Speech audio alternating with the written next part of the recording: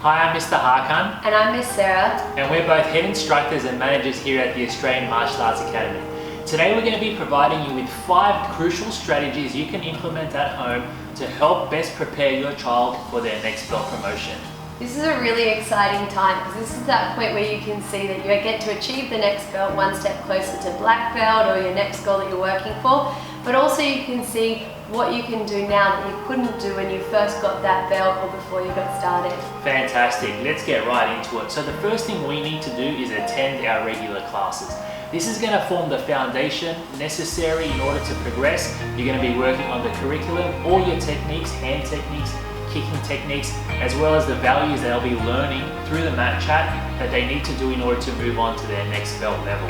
That's right. Each weekly curriculum will make sure that you're able to learn all of those steps that you discussed, Hakan. And that's why it's really important not just to catch up classes at the end, but attend regularly. Yeah, fantastic. Now, where can we get access to this curriculum so that I can practice at home for my next belt? Fantastic. So you can get access to the curriculum from behind the front desk. Just ask for the hard copy. You can take a photo on your phone, or you can practice when you're at the academy. The second way is you can go online.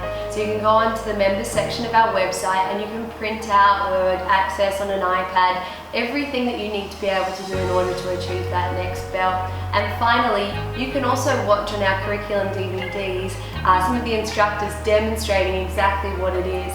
This is a great way to be used for children who like to watch at home and do 5 or 10 minutes practice in front of the screen, and then they really have that opportunity just to think about it outside of the academy. Yeah, fantastic. However, I think it's important to note that all these tools actually complement their training. Number one is attending and getting that one-on-one feedback. Now, we're very fortunate that we have a fantastic team of instructors here at the academy, which brings me on to my next point, and that is asking specific questions. Exactly right. What I find is that children often don't know what to ask, or they just have these nerves because maybe they can't perform 1 or 2 moves. So if you're able to go through that curriculum and it's all provided for you, so you go through it with the child, ask them which ones they feel that they're not happy with or they need a little bit of help. That way the teacher can help build their confidence and their skill level if it's not up to scratch, so that they can improve those in time to make it for their grading. Often it's not time that's going to make it better, it's just more practice or a little bit of extra support, and for a lot of children it's really just that confidence boost.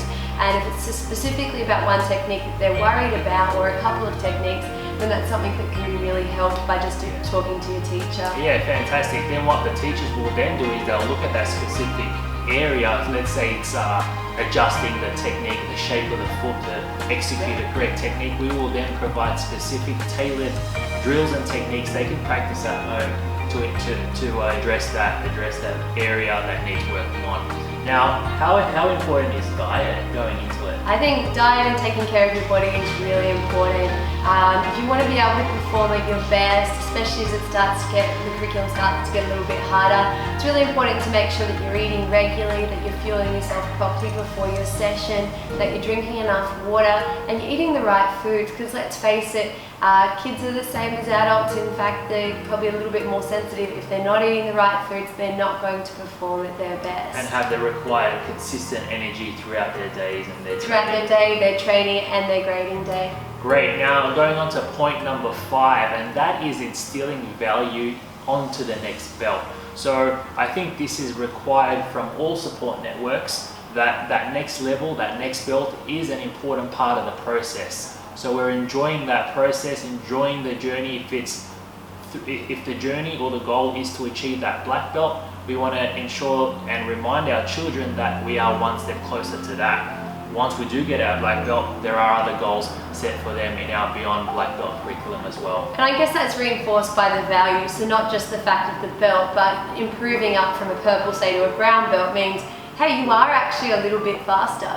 You're now able to do self-defense moves that you couldn't do before. And you demonstrated that consistency and determination to get to that point. And stick at it. Overcame all the challenges, all the times we may have not felt like coming to class. I think it's an important issue to remind to our children how great and how determined and how they were able to persevere during those times. And actually earn something. Fantastic. So hopefully those tools and strategies have helped.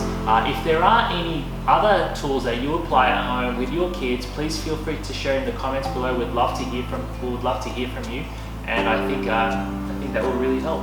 I think it's exciting. Look forward to seeing you all soon.